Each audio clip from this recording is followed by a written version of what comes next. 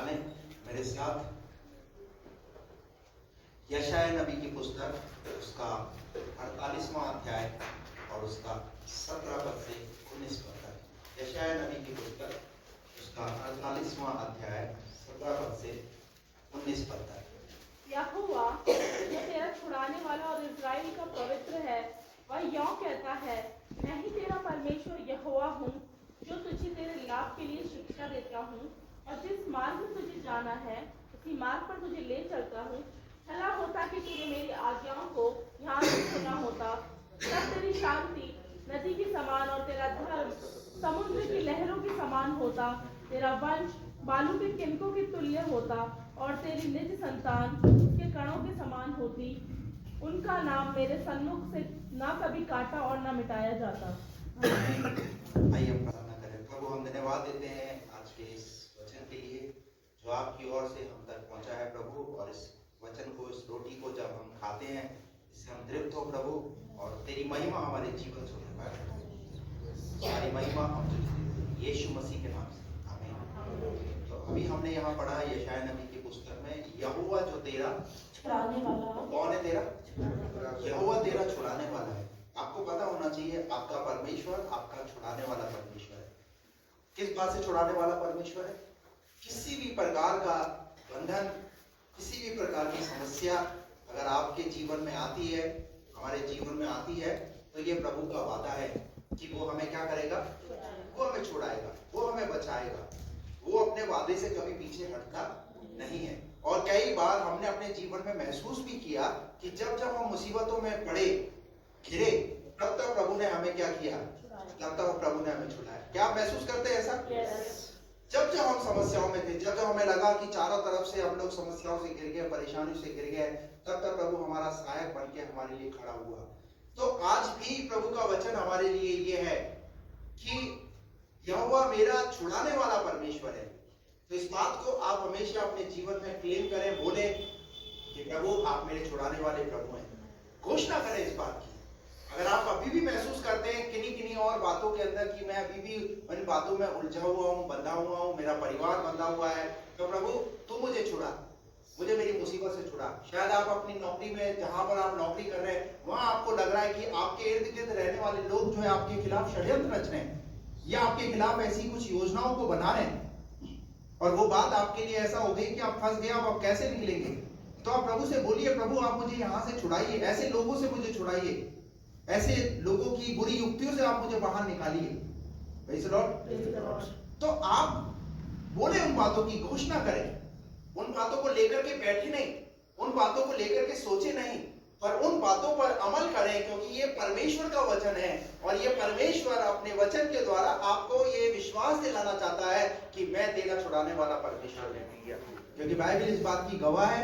बहुत सारे ऐसे लोग थे जो प्रभु के, जिनको परमेश्वर ने कैसी कैसी मुसीबतों से छुड़ाया, जिसमें शद्रक मेशक अबेदनगो, एक ऐसी मुसीबत उनके जीवन में आई, प्रभु ने क्या किया? उन्हें छुड़ाया।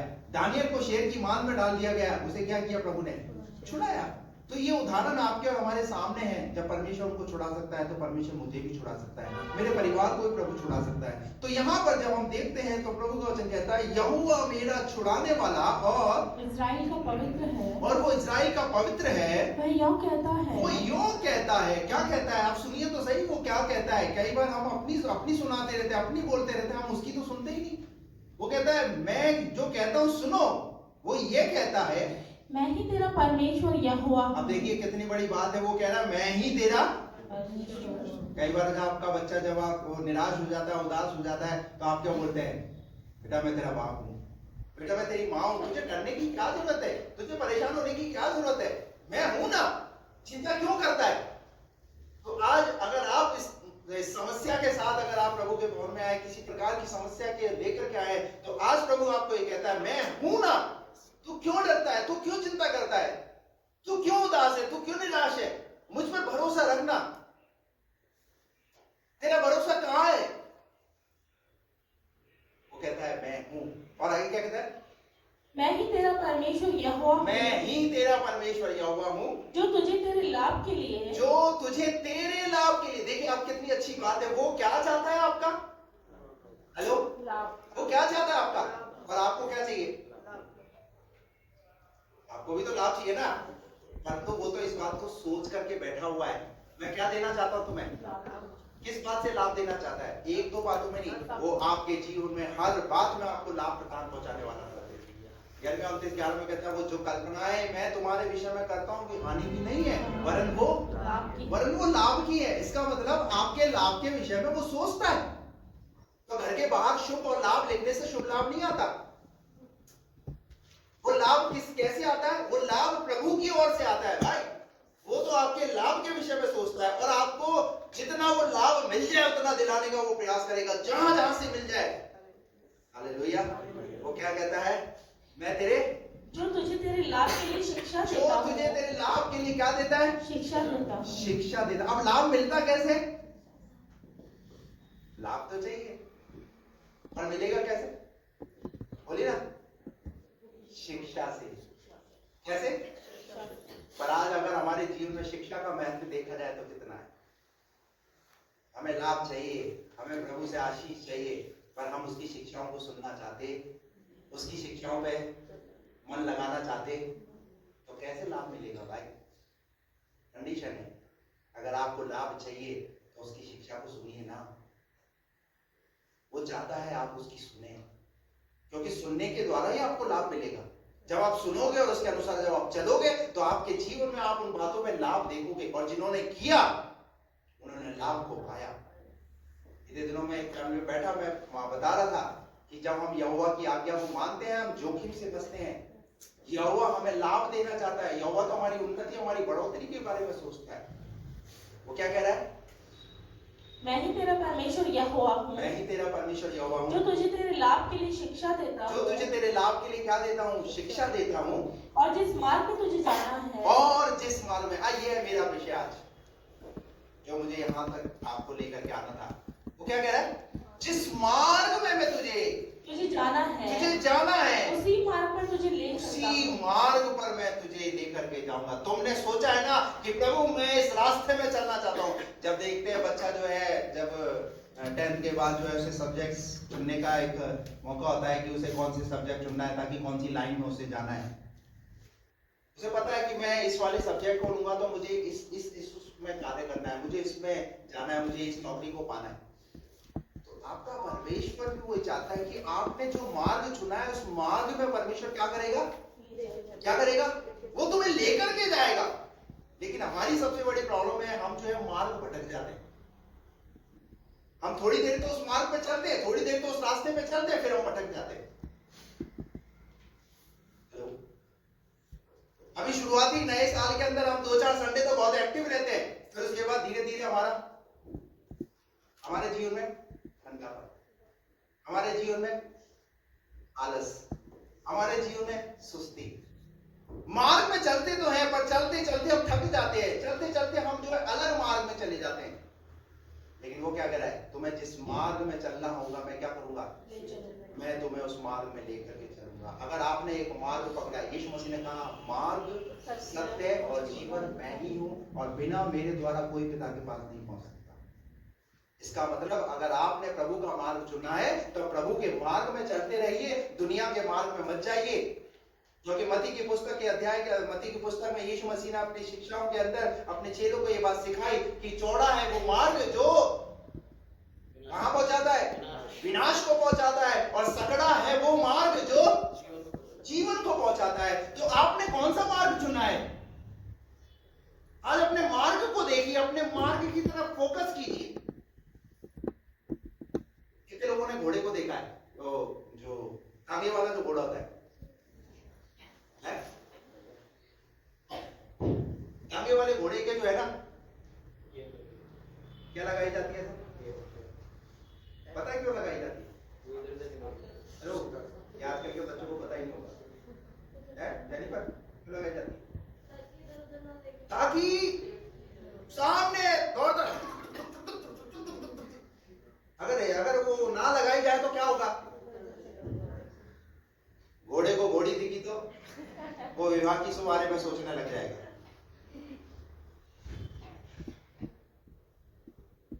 तो जिस मार्ग में तुम्हें चलना है, खुदा का शुक्र करो कि खुदा ने तुम्हारे भी ऐसे जो है ना, ऐसे वो नहीं लगाए तो रखे, ऐसे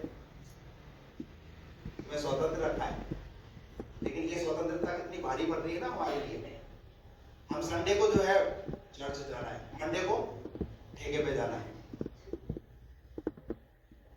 हम तो मार्ग बदलते रहते हैं, हमारे मार्ग तो सुनिश्चित ही नहीं है कि हम कौन से मार्ग पर चल रहे हैं, डिसाइड ही नहीं किया।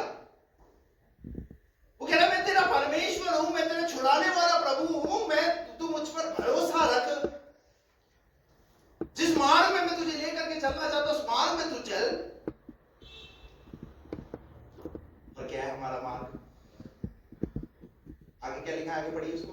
भला होता कि तूने मेरी आज्ञाओं को ध्यान से सुना होता। तूने मेरी आज्ञाओं को ध्यान से सुना होता। कैसे? हम सुनते हैं क्या? हम सुनते हैं क्या? हम तो इधर से सुनते हैं, इधर से। हम तो इधर पादरी का काम है बोलने का, हमारा काम है सुनने का। भैया ये पादरी की आज्ञा नहीं है, पादरी का वचन नहीं है, ये प्रभु का वचन है। परमेश्वर पुराने नियम, पुराने जमाने के अंदर परमेश्वर भविष्यद्वक्ताओं के द्वारा क्या करता था? बातें करता था। परमेश्वर वचन के द्वारा बातें करता था, नबियों के द्वारा परमेश्वर बातें करता था। आज भी तो परमेश्वर बात करता है ना पास्टर के द्वारा। पर अगर आज पास्टर अगर प्रचार करता है तो ये लगता है कि पास्टर ने आज मुझे ठोक दिया, आज पास्टर ने मेरे विषय में बोल दिया। आज क्यों लग रहा है ऐसा? उस जमाने में एक्सेप्ट करते थे लोग, उस जमाने में लोग ग्रहण करते थे उन बातों को। यूना ने साफ साफ बोला, मन फिराओ, पश्चाताप करो। क्या हो गया? राजा से लेकर के सारे जानवर तक क्या करने लगे? उपवास करने लगे। किसकी बात मानी? उस नबी की बात मानी, उस भविष्यद्वक्ता की बात मानी जो नींद में ना जाकर के कहा जा रहा है, जिसने अपना ही अलग मार्ग ले लिया था, जो खुद भटक गया था। लेकिन पता है उसने जब प्रचार किया, राजा से लेकर के जानवर तक उपवास का प्रचार, और वहां लिखा उन्होंने उपवास का प्रचार हुआ। हालेलुया। और परमेश्वर ने अपनी मनसा को बदल लिया। जब परमेश्वर ने नाश करने की ठानी थी, परमेश्वर ने उस नगर को नाश नहीं किया। हालेलुया। मैं आपको कहना चाहता हूं कि जब परमेश्वर की शिक्षा हमारे जीवन में आए तो उस शिक्षा पर मन लगाओ, उस शिक्षा पर ध्यान लगाओ कि आज जो वचन बोला गया है, क्या सच में मेरा जीवन उस वचन के अनुसार चल रहा है? क्या मैं उस वचन के अनुसार चल रहा हूं? लाभ तो पाना चाहता हूं, पर मैं लाभ क्यों नहीं पा रहा हूं? मैं क्योंकि कहीं ना कहीं मैंने उसकी शिक्षा की क्या की है? सुनी की, अनसुनी की। और हम हर रविवार क्या करते हैं? हम हर रविवार सुनते हैं, बैठ करके सुनते हैं, आनंद के साथ सुनते हैं, पर उसकी अनसुनी भी करते हैं। अनसुनी कैसे? उस पर चलते हैं।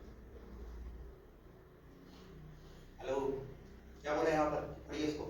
भला होता कि तूने मेरी आज्ञाओं को ध्यान से सुना। तूने मेरी आज्ञाओं को कैसे सुना होता? ध्यान से। कैसे सुना होता?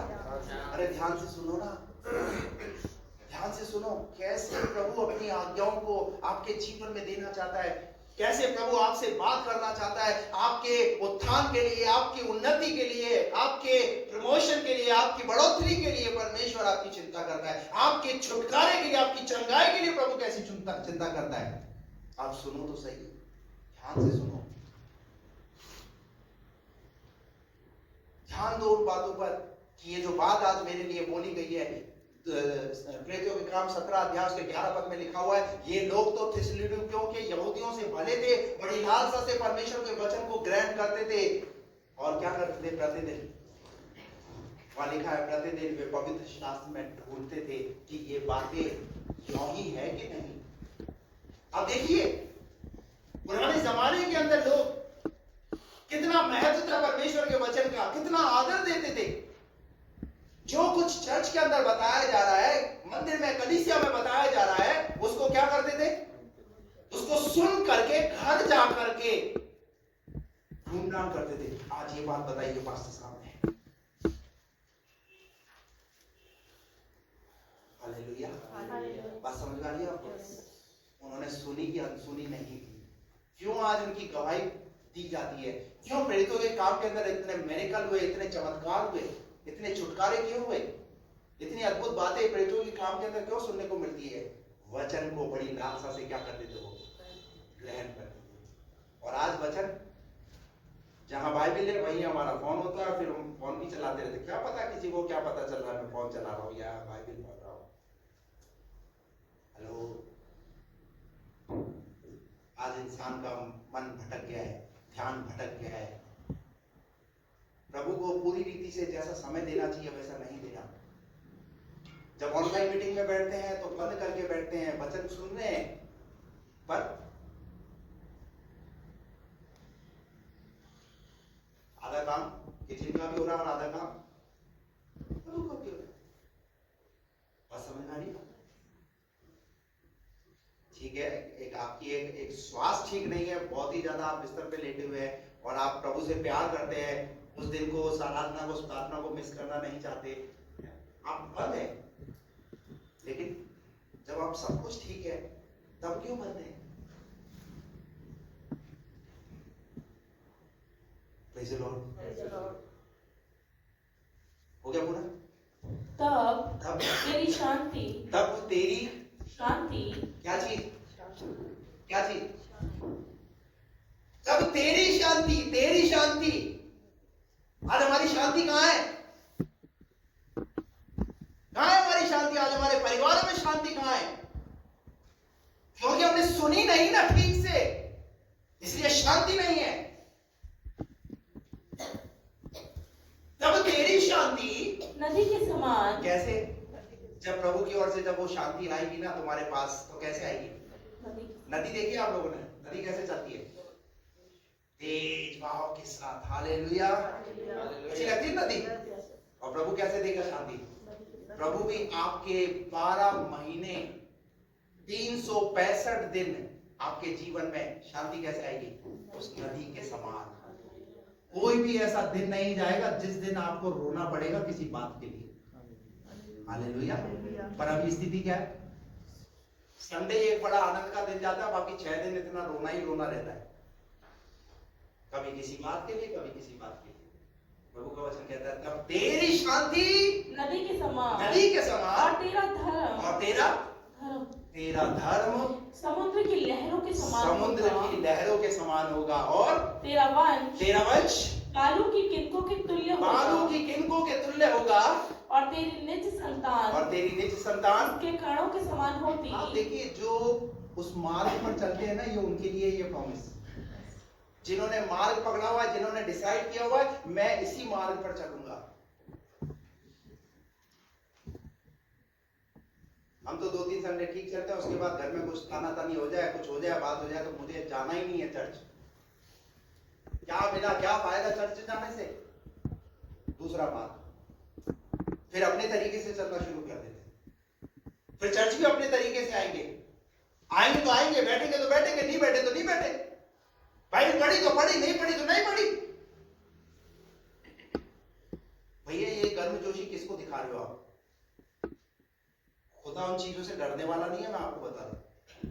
नुकसान आपका ही है। नुकसान किसका है? नुकसान हमारा ही है, क्योंकि हम उससे लड़ करके क्या प्राप्त कर सकते हैं भाई? वो तो शांति कैसे देना चाहता है आपको? वो तो कह रहा है मैं नदी के समान तुम्हें शांति से भर दूंगा। पर हम ही क्या कर रहे हैं? नदी को रोकने के लिए क्या करके रखते हैं? मिट्टी की क्या लगा देते हैं? बाढ़ लगा देते हैं। तो ऐसे ही बहुत सारे लोगों ने क्या करके रखी है अपने जीवन के अंदर, ऐसे बाढ़ लगा करके रखी है। आगे बढ़िए, आगे कितनी अच्छी बात लिखी है। तेरा वंश बालू के किनकों के तुल्य होगा, और तेरी निज संतान कणों के समान होगी। उनका नाम मेरे सन्मुख से, ध्यान से सुनिए, उनका नाम मेरे सन्मुख से ना कभी काटा और ना कभी मिटाया जाएगा। Praise the Lord. आप वो लोग हैं, आप वो बन सकते हैं। जब आप प्रभु के मार्ग में चलेंगे तो परमेश्वर आपके नाम को कभी मिटाएगा नहीं और कभी आपका नाम काटा नहीं जाएगा। मेरा विषय ये नहीं है, लेकिन मैं आपको बताऊं, बाइबल में एक ऐसा व्यक्ति भी रहा है जिसका नाम काट दिया गया। Hello, praise the Lord. बात समझ में आ रही? अभी तो एक बार मूसा क्या बोलता है? प्रभु अगर तू ही है का नाम ना लेकर के जाए तो मेरा नाम भी, जीवन की पुस्तक से काट दे। इसका मतलब जीवन की किताब के अंदर हर एक व्यक्ति का नाम,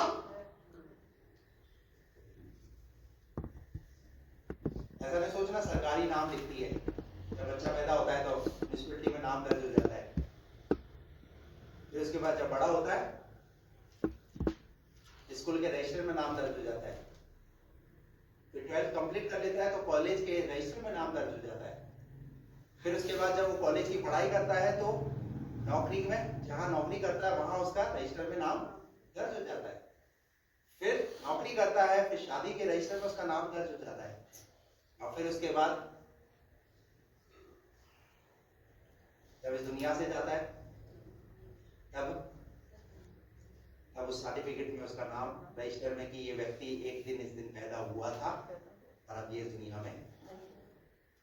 इसका मतलब दुनिया में भी एक आपका डाटा है, दुनिया भी आपका डाटा रख के चली, सरकार भी आपका डाटा रख के चली। अभी ऐसा ही हुआ ना, क्यों हुआ? अरे भाई ये है व्यक्ति नहीं है, कराया कितने लोगों ने SIR कराया नहीं कराया, ताकि पता चले ना ये भारत का नागरिक है, भाई ये है, इस दुनिया में है। मैं आपको कहना चाहता हूँ, आपका परमेश्वर आपको क्या कहता है यहाँ पर, कि उस व्यक्ति का नाम ना तो कभी काटा, ना कभी काटा, ना कभी मिटाया, ना कभी मिटाया जाएगा। क्या आप चाहते हैं कि आपका नाम काटा जाए? नहीं, तो जिस मार्ग को चुना है ना उस मार्ग को पकड़ कर रखना। हालेलुया। निकल करके पढ़िए, कुछ आयतें मैं आपको दूंगा यहाँ पर, मेरे साथ निकालिए नीति वचन 15:10, उसके बाद नीति वचन 21:16 पढ़िए। जो मार्ग को छोड़ देता, सुनिए, जो मार्ग को छोड़ देता उसको बड़ी ताड़ना मिलती है। उसको क्या मिलती है? ध्यान रखना, जिन्होंने मार्ग को छोड़ने की सोची है ना, वो क्या प्राप्त करेगा? वो ताड़ना प्राप्त करेगा, वो मृत्यु को प्राप्त करेगा, कुछ हासिल नहीं करेगा। अगर आपने मार्ग को पकड़ा है तो उस मार्ग को पकड़ कर रखो, क्योंकि बाइबल भी कह रही है जो मार्ग को पकड़े रहेगा, जो मार्ग को छोड़ देता है, और जो मार्ग को छोड़ देता है उसको बड़ी ताड़ना मिलती है। जो छोड़ेगा उसको ताड़ना मिलेगी, और जो पकड़े जाएगा उसको, उसका उल्टा क्या होगा? क्या मिलेगी उसे? उसे लाभ मिलेगा। हालेलुया। जो मार्ग को छोड़ देता उसे ताड़ना मिलेगी, और जो डांट से बैर रखता, और जो काय से बैर रखता, और जो डांट से बैर रखता वो अवश्य मर जाता है। लो साहब, वो भी बचेगा। कई बार वो मुझे डांट दिया, पाएगा सबके सामने डांट दिया, मुझे मेरी बेइज्जती कर दी। हेलो, कई बार जब पास्टर डांटे, कई बार जब पास्टर कुछ बात बोले सिखाने के लिए, आपको समझाने के लिए, तो आपको क्या लगता है? क्या लगता है हमको? हमको बुरा लगता है पास्टर साहब ने डांटे।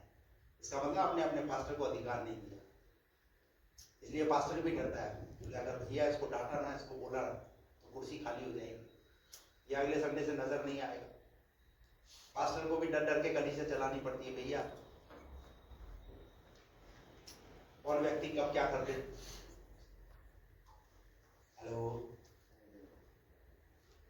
जो डांट से क्या करता है? पैर रखता जो है, पैर रखता है वह अवश्य मर जाता है। आपको पता है बाइबल में इब्रानियों की किताब के अंदर लिखा हुआ है, जब हम अपने सांसारिक पिता का जब हम आदर करते हैं तो हम अपने आत्मिक पिता का हमें कितना आदर करना चाहिए। हेलो, क्या आप यही है? पढ़ा आपने ये बात? नहीं पढ़ा? निकालो इब्रानियों की पत्री। आप ये नहीं सोचना ये हम हमारे लाभ के लिए बातें बताते हैं आपको, ये हमारे लाभ के लिए नहीं है, ये आपके ही लाभ के लिए है, और परमेश्वर का वचन इन बातों से आपको अवगत कराना चाहता है। इब्रानियों की पत्री उसका 12वां अध्याय और उसका 9वां पद पढ़िए, ध्यान से पढ़ना, धीरे धीरे पढ़ना, ताकि आपको ये बात समझ में आए। फिर जबकि हमारे शारीरिक पिता हमारी ताड़ना किया करते थे, और हमने उनका आदर किया। क्या किया? जब हमारा शारीरिक पिता हमारी ताड़ना करता है तो हम क्या करते हैं? उसका घर छोड़कर चले जाते हैं साहब। हेलो, बोलिए ना। मैंने मैंने अपने बच्चों को कितनी बार डांटा, मेरी पत्नी अपने बच्चों को हम कितनी बार डांटते हैं, छोड़ के चले गए आज भी हमारे साथ। कोई जाता है छोड़कर, आपने डांटा, गए छोड़ के। भाई मैं क्या देखा, जब हमारे शारीरिक पिता जब हमारी ताड़ना किया करते हैं और हमने उनका आदर किया, और फिर भी क्या करते हैं, हेलो, फिर भी क्या करते हैं, फिर भी वो हमारा आदर करते हैं, क्योंकि उन्हें पता है ये हमारे पिता है। हालेलुया। और आगे क्या लिखा है, तो क्या आत्माओं के पिता की, अब इसको अंडरलाइन कर लो आप। बाकी अगली बार अगर मैं ढाकूंगा तो मैं बता दूं, मैंने तुम्हें यह बात तुम्हें पढ़ाई थी। तो क्या लिखा है, तो क्या आत्माओं के पिता तो के, आत्माओं के पिता के और भी अधीन न और रहे। भी अधीन ना रहे। हेलो, जब हम शारीरिक पिता के अधीन रहते हैं तो आत्मिक पिता के कितना अधीन होना चाहिए। कितने लोग हैं ऐसे जिन्होंने ये अधिकार दिया, पास्टर जी आप अगर हमें डांटोगे भी हमें अच्छा लगेगा, हमें बुरा नहीं लगेगा, है?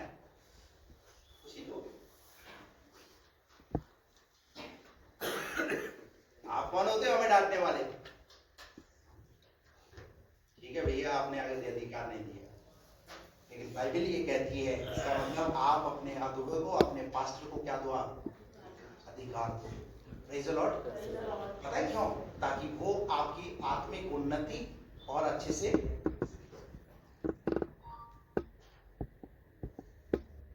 क्योंकि पता है आपको, अभी आगे वो वचन आएगा, मैं आपको बताऊंगा। निकाल के पढ़िए रीति वचन 21 का 16 जल्दी से। जो मनुष्य बुद्धि के मार्ग से भटक जाए, कौन से मार्ग से?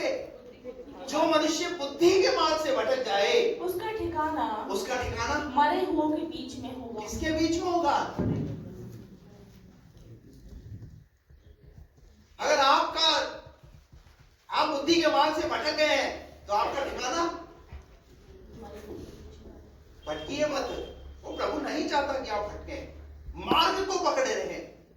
यशायाह नबी की पुस्तक 30 अध्याय उसका 20 और 21 तक पढ़िए। यशायाह नबी की पुस्तक 30 अध्याय उसका 20 और 21 तक। जब तुम कभी दाहिनी या बाईं ओर मुड़ने लगो, तब तुम्हारे पीछे यह वचन तुम्हारे कानों में पड़ेगा, तो वचन तुम्हारे कानों में पड़ेगा। मार्ग यही है। हेलो, कई बार हमारे साथ क्या हुआ, कई बार हमारे साथ हम कई बार हम बाईं ओर, लेकिन पता है प्रभु क्या करता है? प्रभु हमें आवाज देता है, क्या बोलता है? दाएं ओर और बाईं ओर जाने की जरूरत, क्योंकि कहां से आवाज आ रही है? क्या लिखा वहां पर? क्योंकि तुम्हारे पीछे यह वचन तुम्हारे कानों में पड़ेगा, मार्ग यही है, इसी मार्ग यही है। हालेलुया। कोई तो बोलो हालेलुया। क्या है? जब तुम दाईं और बाईं और जब जाने लगो तो तुम्हारा परमेश्वर तुम्हारी कितनी चिंता करता है। तुम्हारे परमेश्वर को पता चलता है कि मेरा बेटा दाईं ओर जा रहा है, मेरी बेटी बाईं ओर जा रही है, इसलिए वो क्या करता है? अपने वचन के द्वारा आवाज लगाता है। हर रविवार वो बात करता है, मेरे बेटे तुझे भटकने की जरूरत नहीं है। Praise the Lord। जब तुम दाईं और बाईं ओर मुड़ने लगो तब तुम्हारे पीछे से परमेश्वर का वचन आएगा, और क्या आएगा? मार्ग यही है। इसी पर चलो। किस पर? अरे जिस मार्ग को पकड़ा है ना, अरे जिस प्रभु पर विश्वास करा है ना, उस पर विश्वास है। हालेलुया। Praise the Lord. पर हमारे पास तो पता नहीं कौन कौन सी आवाजें आती रहती, हम तो चर्च ही बदल लेते हैं। कई लोग तो मार्ग बदल ले, चर्च बदल लेते हैं। तो बोलता है सुनो ना मैं क्या कहना चाहता हूं। मुझे 21 पद पढ़ दो, इसका 21 पद पढ़ दिया, निकालो। निर्गमन की पुस्तक उसका 32वां अध्याय उसका 7 पद से। तब याकूब बहुत डर गया और संकट में पड़ा, और यह सोचकर अपने साथियों के और भेड़ बकरियों के और गाय बैलों और ऊंटों के भी अलग अलग 2 दल कर दिए। निर्गमन 32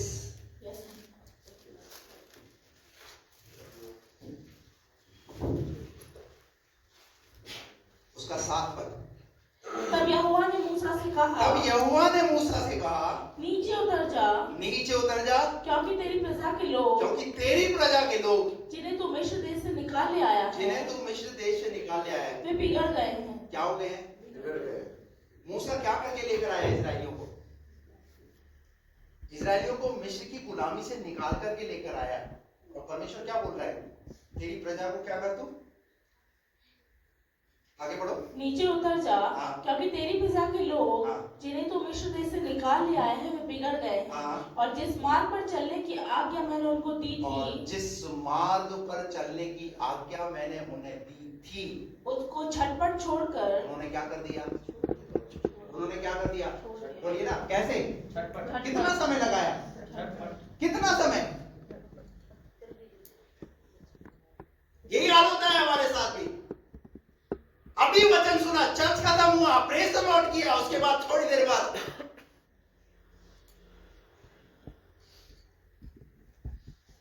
कितनी देर लगी? मूसा गया पहाड़ पर प्रभु से प्रार्थना करने के लिए, और जब परमेश्वर ने देखा मूसा तो आ गया मुझसे संगति करने, प्रार्थना करने के लिए, पर नीचे क्या चल रहा है? नीचे क्या हो रहा है? नीचे सारे के सारे लोग वो अलग ही एक सिद्धांत में, उन्होंने एक अलग ही मार्ग पकड़ लिया। अरे मूसा कह के गया था ठहरे रहना, भूल ही गया था ठहरे रहना, पर क्या करा? मूसा के जमाने में देरी हुई। अरे भैया वो प्रार्थना करने गया है, पर नीचे क्या करने लगे लोग? उन्होंने सोना गलाया, एक बछड़ा बनाया और सब उसके पीछे चलने लगे। एक अलग ही मार्ग, बल्कि जीवित और सच्चा परमेश्वर है जो उन्हें मिस्र की गुलामी से निकाल करके लेके आया, ना कि वो बछड़ा। प्रभु की महिमा प्रभु को दो, किसी और को मत दो। ये क्या कर रहे थे? ये भटक गए। परमेश्वर ने इस सब चीजों को होते हुए देखा, तभी तो पीछे से वचन आया। यशायाह ने बोला, जब तुम दाईं और बाईं और मुड़ने लगो, तब तुम्हारे पीछे से वचन आएगा, मार्ग यही है, इस पे चलो। और तुम्हें मार्ग दिखाने के लिए प्रभु ने रखा है ना।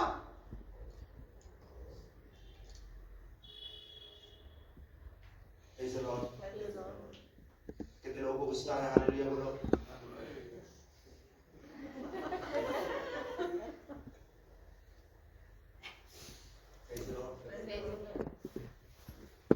मैं नहीं जानता आपको गुस्सा क्यों आ रहा है, लेकिन मैं सोचता हूँ शायद उन बातों में गुस्सा आ रहा है, शायद आपने मार्ग छोड़ दिया। हालेलुया। आज प्रभु कहते हैं उस मार्ग पर आ जाओ। हो गया पूरा ये? उसको झटपट छोड़कर, उन्होंने एक बछड़ा ढालकर बना लिया। उन्होंने एक बछड़ा ढालकर बना लिया। फिर उसको दंडवत किया। फिर उन्होंने उसको क्या किया? दंडवत किया। और उसके लिए बलिदान भी चढ़ाया। एक अलग ही मार्ग। अब बताइए ना, परमेश्वर उन्हें मिस्र की गुलामी से निकाल कर लाया, उनके लिए उनके रास्ते में परमेश्वर ने कितने प्रबंध किए, कितनी चीजों को परमेश्वर ने उन्हें मुहैया कराया, परंतु क्या हुआ? मार्ग से भटक गया। एक विश्वासी का हाल भी ऐसा ही हो जाता है। हालेलुया। मैं आपको कहना चाहता हूं, मार्ग से मत भटकिए। निकाल करके पढ़िए यजकेल नबी की पुस्तक, उसका 3रा अध्याय का 18 पद। यजकेल नबी की पुस्तक 3 का 18।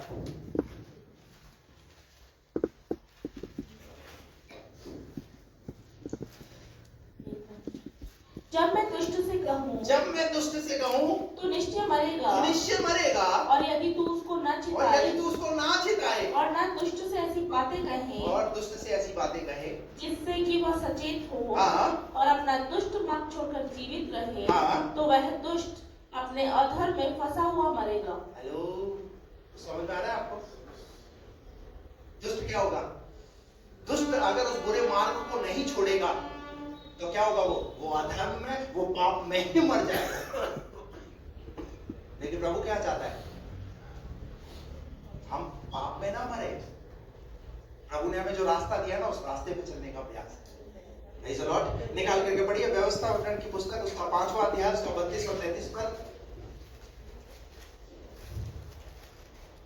इसीलिए तुम अपने परमेश्वर यहोवा की आज्ञा के अनुसार करने में चौकसी करना, ना तो दाहिने मुड़ना, ना तो तुम दाहिने मुड़ना, ना बाएं, जिस मार्ग पर चलने की आज्ञा। हेलो, आज यही संदेश है आपके लिए। जिस मार्ग पर चल रहे हो ना, उसी मार्ग पर चलते रहना। आवाजें तो आएंगी बहुत, तो दाएं और बाएं मुड़ने के लिए कई बार जो है शैतान आपको प्रयास करेगा, आपको दाएं ले जाए और आपको बाएं ले जाए, परंतु क्या करना है?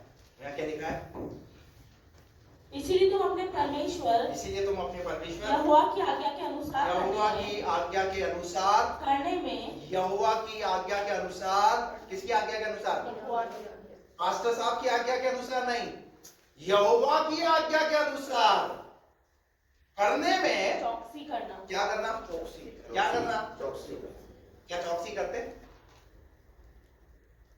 चौकसी करना, ना तो दाहिने मुड़ना, ना तो दाहिने मुड़ना और ना बाएं, ना बाएं मुड़ना, जिस मार्ग पर चलने की आज्ञा तुम्हारे परमेश्वर यहोवा ने तुमको दी है, तुम्हारे परमेश्वर ने तुमको दी है, उस सारे मार्ग पर चलते रहो। हेलो, जिन मार्गों पर परमेश्वर ने चलने की आज्ञा तुम्हें दी है ना, उन मार्गों पर चलते रहो। हालेलुया। जीवन में इस बात का ध्यान रखो, दाएं और बाएं मुड़ने की जरूरत नहीं है। प्रभु का वचन बार बार हमारे पास आता है कि हम उसी मार्ग पर चलते रहे, उसी मार्ग पर चलते रहे। हालेलुया। मेरा परिवार प्रभु के मार्ग में चलता रहे। कई बार जब हमारे जीवन में दुख आता है, मुसीबत आती, परेशानी आती, बोले क्या फायदा प्रभु के पीछे चलने से, कोई लाभ तो मिला ही नहीं, चंगाई तो मिली नहीं, चलो छोड़ो, ठीक है, इस चर्च में नहीं मिली तो चलो उस चर्च में चलते हैं, फिर वहां नहीं मिली तो फिर वहां चलते हैं। कई लोग ऐसे ही भटकते रहते हैं। प्रभु बोलता है मार्ग यही है। परमेश्वर हमारे धीरज को देखना चाहता है। इस्राएलियों के साथ एक बार नहीं, इस्राएलियों के साथ कई बार ऐसा हुआ। इस्राएली लोग बार बार परमेश्वर के उस मार्ग से भटके। Praise the Lord। अगर हम में से भी अगर कोई भटक रहा है तो प्रभु आज ये कहता है भटकने की जरूरत नहीं है, मार्ग यही है, इसी पर चलते रहो कि तुम जीवित रहो, कि तुम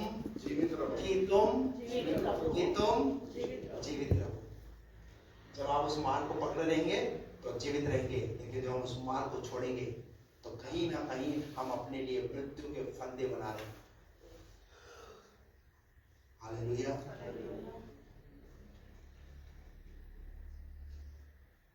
लूका रचित सुसमाचार के 15वें अध्याय में एक जिक्र है, आप सबको पता है। कौन है वहां पर? उड़ाऊ पुत्र।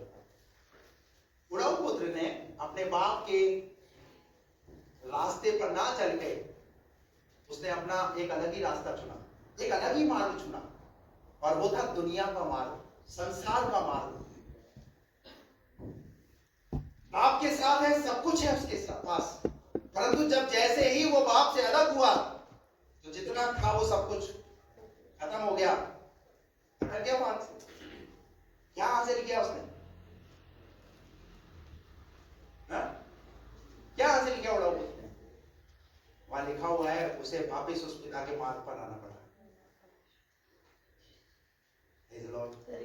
एक आयत निकालिए,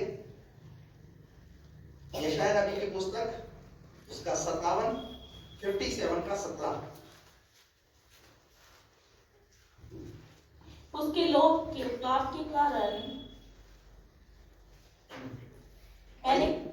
मैंने क्रोधित होकर उसको दुख दिया था। सुनिए, क्या आया था उसके अंदर?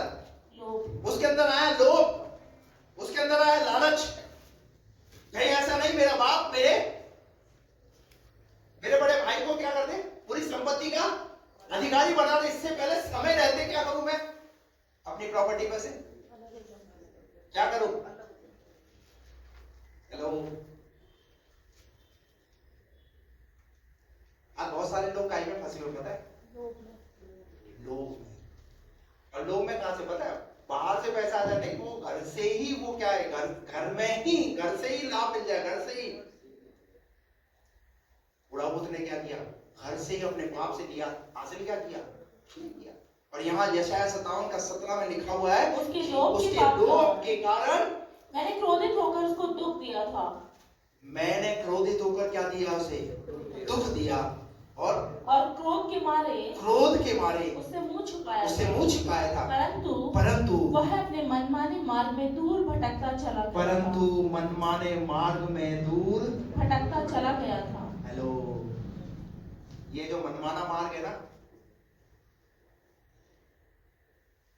ये मनमाना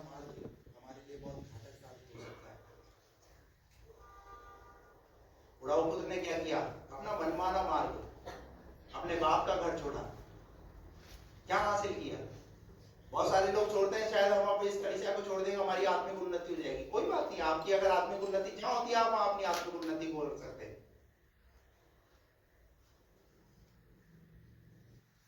मनमाना मार्ग,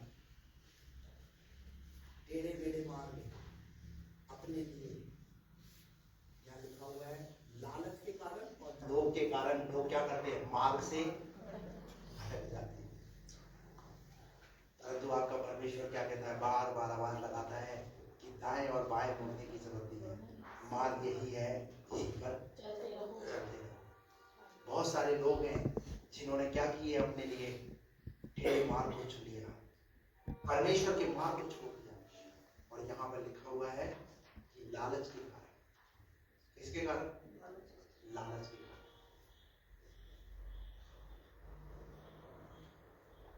यशायाह नबी की पुस्तक उसका 59 का 8। शांति का मार्ग, शांति का मार्ग वे जानते ही नहीं, वे जानते ही नहीं, और ना उनके व्यवहार में न्याय है। हेलो, कौन सा मार्ग? शांति का मार्ग वे जानते ही नहीं, और ना उनके व्यवहार में न्याय है, और ना ही उनके व्यवहार में न्याय है। और आगे उनके पथ टेढ़े हैं। उनके पथ कैसे हैं? टेढ़े। उनके पथ टेढ़े हैं, और जो कोई उन पर चले, जो कोई उन पर चले वह शांति ना पाएगा। वो शांति। अब डिसाइड आपको करना है, क्या मुझे इस मार्ग पर चलना है? शांति तो वो कैसे देना चाहता है? नदी के समान। कैसे आएगी शांति? कैसे आएगी शांति? पर हमने कई ऐसे बैरियर लगा करके रखे हुए जो आज शांति को हम अपने जीवन में महसूस नहीं कर रहे। और परमेश्वर कहता है वे क्या पाएंगे? वे शांति को पाएंगे। हालेलुया। योना ने अपना मार्ग चुना, क्या प्राप्त किया उसने? योना की पुस्तक, उसके उस पुस्तक में सिर्फ 4 अध्याय। कितने अध्याय? 4 अध्याय। 4 अध्याय में आप देखो, परमेश्वर ने उसे सीधा सीधा एक मार्ग बताया। क्या मार्ग बताया? कौन बताएगा? कहाँ जाना है? नीनवे को जाना, और वहां जाकर क्या करना है? प्रचार करना है। खत्म बात। इतनी सी बात बोली जो पहले उसे करनी थी। पर योना उस मार्ग पे ना जाकर, और बताओ वो जो नीनवे का मार्ग था एक बहुत ही कम दूरी पर था, लेकिन जो तर्शीश वाला जो रास्ता उसने जो चुना ना, एक लंबा रास्ता जिसे जहाज से उसे यात्रा करनी पड़ी। और जब उसने तर्शीश वाले मार्ग पर जब वो गया, तो जहाज में जब वो बैठा तर्शीश जाने के लिए, तो लिखा हुआ है बड़ा आराम मिला उसे। आराम तो था ही ना, कहां सो रहा था वो? मछली के पेट में तो बाद में सोया, जहाज में पहले सोया वो। आपको शायद आपकी लाइफ के अंदर थोड़ा आराम मिल सकता है, हेलो, लेकिन उसके बाद आपकी लाइफ, आपका जो समय है ना, वो शायद चुनौतियों भरा हो सकता है। जब आप परमेश्वर की आज्ञाओं से भागोगे, जब आप परमेश्वर के मार्ग को छोड़ोगे तब। योना के लिए भी जहाज में बैठा, आराम से रास्ता आधा तय कर लिया, लेकिन जैसे ही परमेश्वर ने देखा ठीक है अब मेरा भी समय, बोलो प्रभु का भी समय। प्रभु भी अपने समय का ध्यान रखता है, क्योंकि प्रभु किनारे पे लाता तो इतना मजा नहीं आता। किनारे पे रखता तो मजा नहीं आता। प्रभु ने भी बीच में जाने दिया, क्योंकि प्रभु पता है जानवर जो है, जो बड़े बड़े जानवर कहाँ मिलेंगे? बीच में मिलेंगे। इसको बीच में ले जाता हूँ, उसको बताता हूँ मेरे मार्ग से हटना कितना खतरनाक साबित हो सकता है। और क्या हुआ पता है? जब वो समुद्र में जहाज आधे रास्ते तक पहुंचा था, वहां लिखा हुआ परमेश्वर ने वहां लिखा हुआ वहां ने एक बड़ी प्रचंड आंधी चलाई। और जब प्रचंड आंधी चलाई तो मल्लाह लोग क्या करने लगे? चिल्लाने लगे। लेकिन ये फिर भी क्या कर रहा है? पता है ये क्यों सो रहा है? सोच रहा है वो शायद ये तो शायद मौसम है, तो ठीक हो जाएगा थोड़ी देर में। आज बहुत सारे लोग ऐसे ही सोचते हैं, थोड़ी देर में क्या हो जाएगा? अरे भैया थोड़ी देर में ठीक क्या हो जाएगा? थोड़ा बाहर निकल करके देखो तो सही ऊपर की तरफ। ये आंधी अपने आप से नहीं उठी है, ये मौसम की तरफ से नहीं उठी है, ये प्रभु की तरफ से उठी हुई है। आज अगर तुम्हारे घर के अंदर जो आंधियां उठी हुई है, ये तो प्रभु की ओर से उठी हुई है। मैं आपको कहना चाहता हूं, पहचानो, वो तो शांति को नदी के समान बहाना चाहता है, पर पर कई बार हम ही क्या करते हैं, हम आदमी को, और जैसे ही वो आदमी उठी थोड़ी देर बाद मल्ला लोगों ने उसे जताया, बोला भैया तू कैसा इंसान है, इतनी बड़ी आदमी आयु बड़ी हो, तू आराम से सो रहा है। तब उसको पता चला और उसने बोला भी ये बात, वहां लिखा हुआ है, उसने ये बात बोली कि ये जो आंधी उठी है ना, ये मेरी वजह से। आज बहुत सारे लोग जानते हैं उनके घर की स्थिति किसकी वजह से है, जो शांति नहीं है किसकी वजह से। पर हुआ क्या, खुदा का शुक्र है यूना ने एक्सेप्ट तो किया, यूना ने माना तो सही। जब जैसे उसने माना तो उसने एक बात बोली, मुझे क्या कर दो, हेलो। पर हमारे घर में हम घर के लोगों को उठा के बैठ देंगे, पर हम नहीं बदलेंगे। हम घर के लोगों को मुसीबत में जाने देंगे, घर में के लोगों को मुसीबत में रहने देंगे, पर मैं वैसा की वैसा ही रहूंगा। बात समझ में आ रही है? और बहुतों की हालत ऐसी है, खुद नहीं बदलेंगे। पर योना का, खुदा का शुक्र है कि योना ने डिसीजन लिया और उसने कहा कि तुम लोगों की जान बच जाए, इसलिए मैं ही क्या होता हूं, मैं ही पश्चाताप कर लेता हूं, मैं ही माफी मांग लेता हूं, क्षमा कर लेता हूं। और पता है खुदा का अनुग्रह देखिए ना आप, खुदा ने एक ऐसा मगरमच्छ ठहराया, उस मगरमच्छ ने उसका बाल भी बांका नहीं होने दिया। 3 दिन की यात्रा कर चुका था जहाज के अंदर, और मगरमच्छ वो उसे ले जाकर बेचारा, एक जिम्मेवारी उस जानवर को मिल गई खाली पीली में।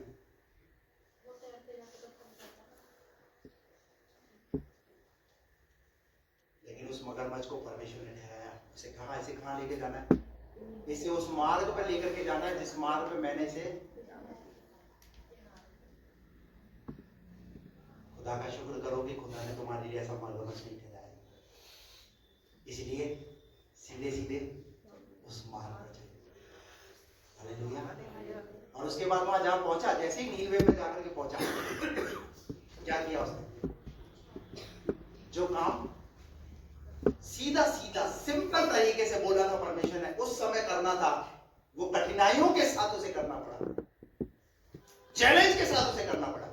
आज भी तो प्रभु ये कह रहा है, सीधे सीधे चलो, सीधे सीधे उस रास्ते पे चलो, सीधा सीधा जैसा मैंने जो मार्ग तुम्हें पकड़ाया उस मार्ग। पता है क्यों, हम अपने लिए ही टेढ़े मेढ़े मार्ग, लालच के कारण हम टेढ़े मेढ़े मार्ग बनाते रहते हैं, हासिल कुछ नहीं करते। लेकिन आज प्रभु की ओर से ये संदेश है कि हम अपने मार्ग को पकड़े रहें। हालेलुया। जिस मार्ग पे चलने के लिए प्रभु ने हमें चुना, उस मार्ग में चलते रहे। दाएं और बाएं से आवाज आएगी और उस आवाज पर ध्यान नहीं देना है, हमें प्रभु की आवाज पर ध्यान देना है। हालेलुया। Praise the Lord. एक आयत और अंतिम आयत पढ़ेंगे, हम प्रार्थना करेंगे। निकालिए पहला यूहन्ना 1:9।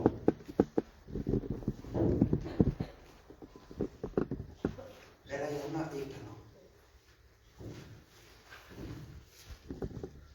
क्योंकि जिसने ये बातें, यदि हम अपने पापों को मान लें, सुनिए ध्यान से। आज अगर हमको लगता है कि शायद मैं मार्ग से भटक गया हूँ, भटक गई हूँ, तो प्रभु का वचन आज आपके लिए। अंत में प्रभु क्या कहता है, यदि हम अपने पापों को मान लें, हम अपने मार्ग से भटक गए और हम अपने पापों को और अपनी गलतियों को मान लें, तो वह हमारे पापों को क्षमा करने और हमें सब अधर्म से शुद्ध करने में कितने घंटे लगाएगा, विश्वास योग्य और धर्मी है। कितने घंटे लगाएगा, लिखा हुआ है, वो तुम्हें क्षमा करने में, तुम्हारे अधर्मों को दूर करने में विश्वास योग्य और धर्मी है। Praise the Lord. हालेलुया। इसीलिए उसने कहा, हे इस्राएल